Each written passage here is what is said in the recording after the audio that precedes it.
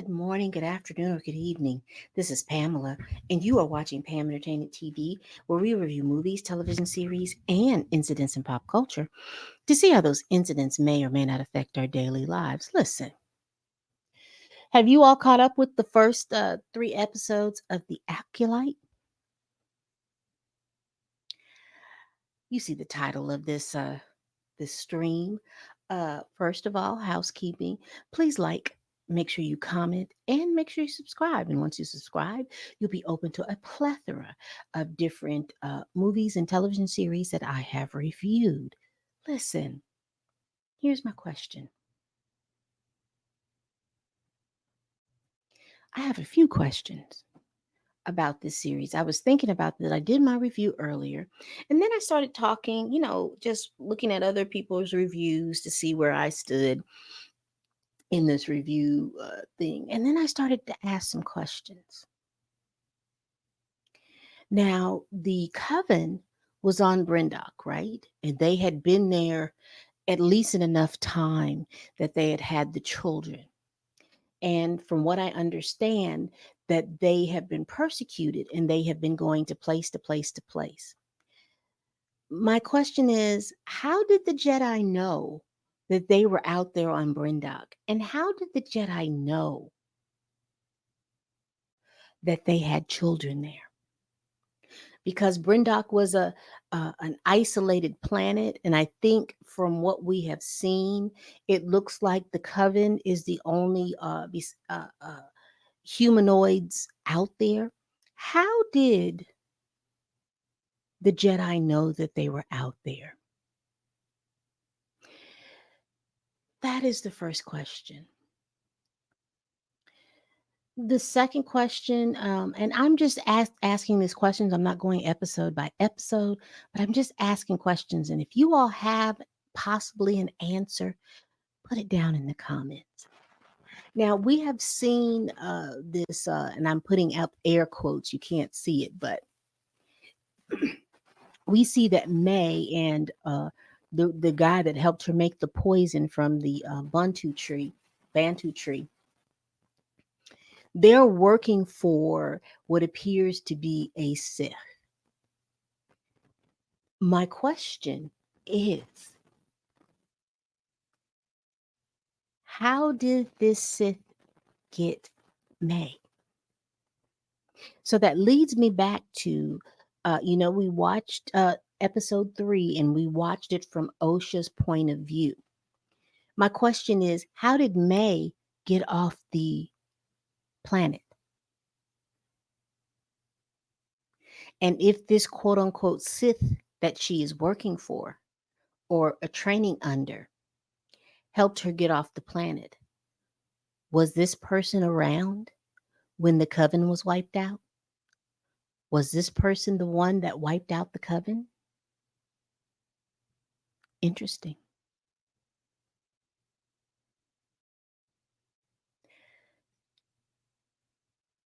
What was Torben in meditation about?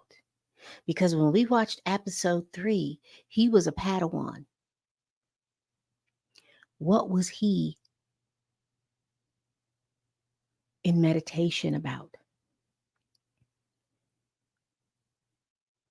When the Queen Mother, is what I'm going to call her, uh, overtook his mind, what did she plant there? What was going on with that? And what happened that he felt that sorry, that he atoned for his action by pruning himself from the timeline? What was that?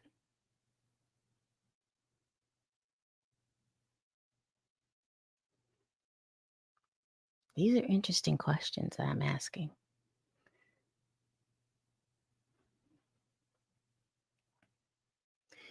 The other question that I have is, excuse me, y'all, uh, what did,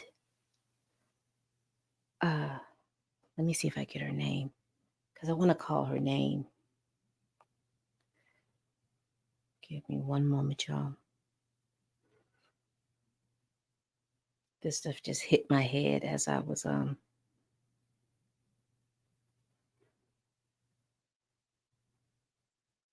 Mother Anissa.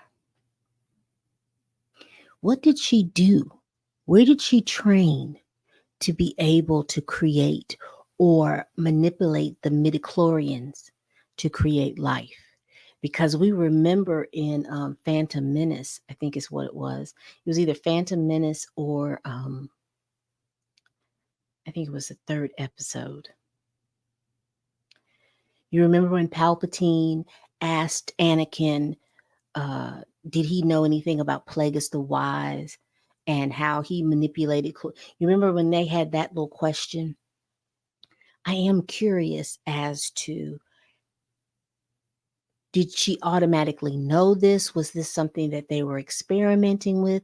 How was she able to do this? That is a really big question for me. Another question that I have, and I don't know if it's big, but you all remember when May killed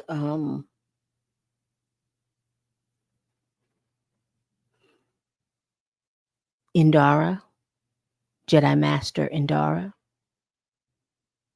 and Jedi Master Indara got on the comms, and she said, "I have a undocumented Force user." And you remember when the bar owner was standing there with his child, his or her child, and he looked at Indara.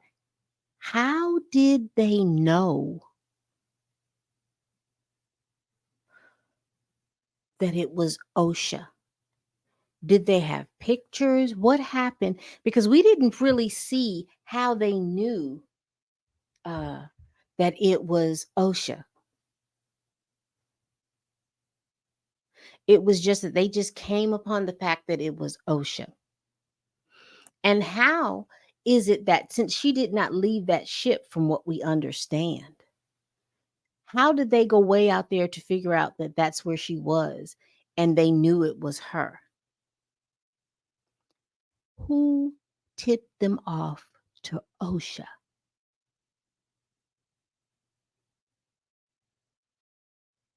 That's a question that's very interesting to me because, like I said, Indara got on the comms and said, "We have an undocumented force wielder." And so, how did they get the connection from an undocumented, and I'm paraphrasing, I don't know if that's the wording that she used, but how did they get from that to OSHA?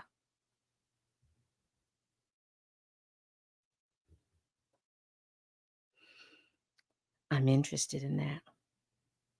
Very, very interested in that. My next question, who is Kumar? Because he is May's almost he is almost, if you watch like James Bond movies, he's like her Q. He's providing her with all the little things that she needs and all the little information she needs to be able to get to these different people. Because I am assuming that he told her where Indara was. I am assuming that he told her where Grandmaster Torben was. I am assuming that he knows or where Kelnaka is. How does he know this information? How does he know this information? Where is he getting this information from?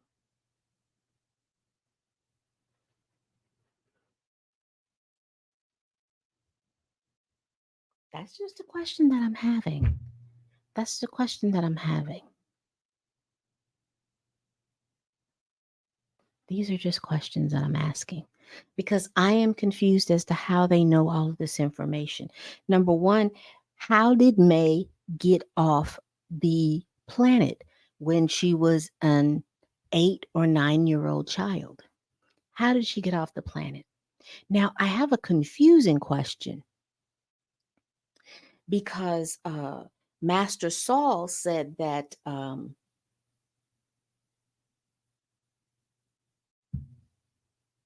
Osha was a Jedi and she left the order.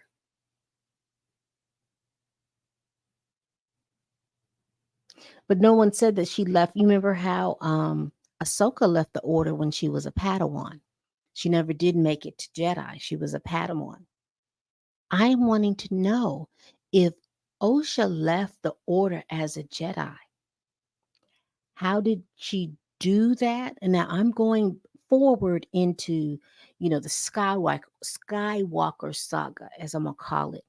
So that's episodes 1 through 9, I guess it is 1 through 9. Because you remember they were saying, like, if you wanted to leave the Jedi Order, there were steps, and then some people couldn't leave. They would imprison those people, or they had to go on some kind of journey or sabbatical or something that they had to do before they can leave the Jedi Order. Now I know that we are in the High Republic age, but I am curious to as how did she leave the order?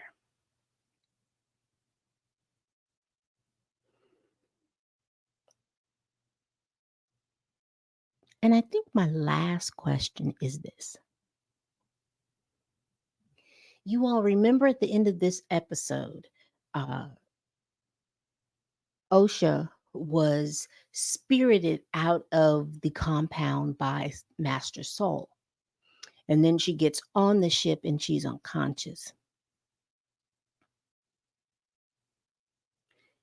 Do you all think Master Soul kind of diddled with Osha's head? Because she walked out of there as conscious as anybody else.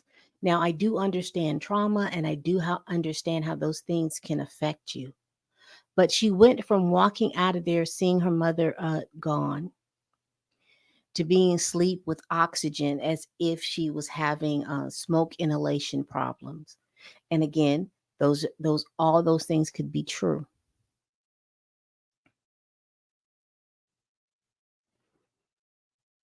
Why did she wake up and they were in space?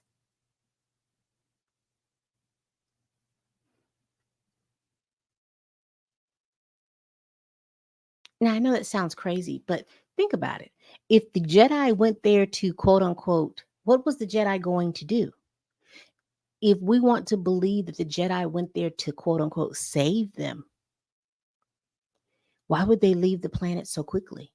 Did they not have an obligation to investigate what happened? They just automatically said May did this and uh, Bob's your uncle. But they didn't stay around long enough, and then they were very, very quick about, oh, we're not going to go back. Everything is you can never go back. Just kind of forget about what's going on. Now you let me tell it. I think what I think what happened is, you remember, and I asked the question, how did May get off the planet? I think that let me get her name again, child, because her name always escapes me. Mother Inasaya. I think that the twins were promised to a Sith, and she reneged on that promise. And I think the Sith came to collect on his twins. However, while he was trying to collect, somehow, some way, the Jedi found out about this particular coven and that this particular coven had children. Because as Mother Asaya said and Mother Call said, their sect almost was wiped out. I think that the whoever this quote unquote Sith was, I don't think this person was a Sith at this time. I think that this person was a Jedi at this time. I don't know. I'm just speculating. I think that there was a fight to get the twins because I think the Jedi was trying to get both girls. And when they couldn't get both girls and they couldn't find May, they just blamed everything on May. Do I think May created a fire? Yes, she did. But I do not think that that fire blew up to the point where the whole coven was killed, because they did not look like they were killed by fire. You know what they looked like?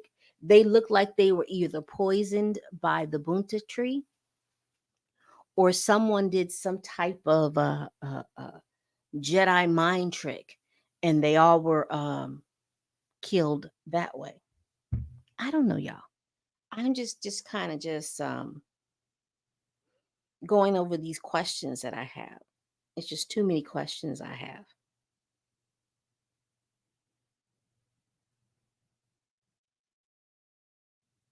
What do y'all think? What do you all think? All right, people. Those are my questions. And I watched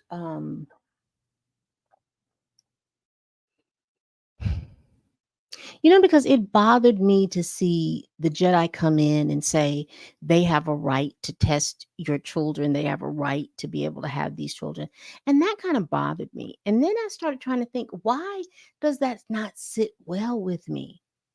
And then I started thinking, and when you start thinking in history, because I've noticed that a lot of people have subjective, or they choose not to want to know and follow history if it doesn't concern them.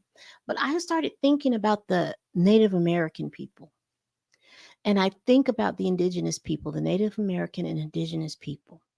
I think about them from Canada, and I think about them from the United States.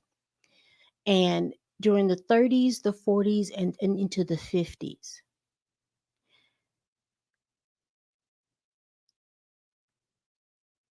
the children of indigenous people were taken from them to be raised in homes of uh, white Americans, Jewish Americans, attack.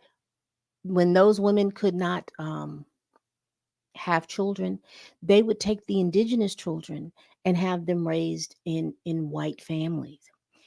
I've noticed that this was also something that happened in Australia.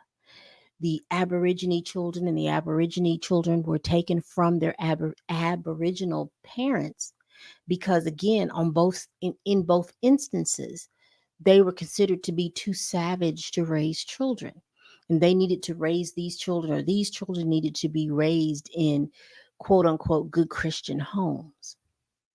And that's what made me think about that.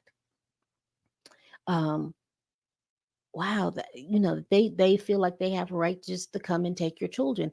And the Jedi was taking, you remember Master Saul said he was taken at 4 years old. So they're taking children. I'm quite sure they were taking babies if they felt like these children midichlorian levels were high, or if they had a keen sense in the force. That's something to think about. Now I know you're just trying to sully the name of the Jedi, but the Jedi was damn near wiped out because they didn't see the forest for the trees.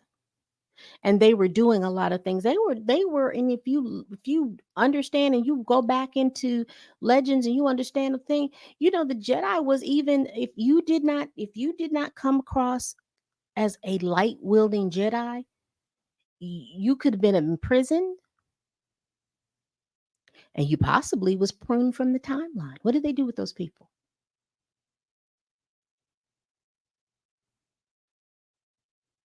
Were there any gray Jedi? What happened to them? And you know what happened to the Sith. But anyway,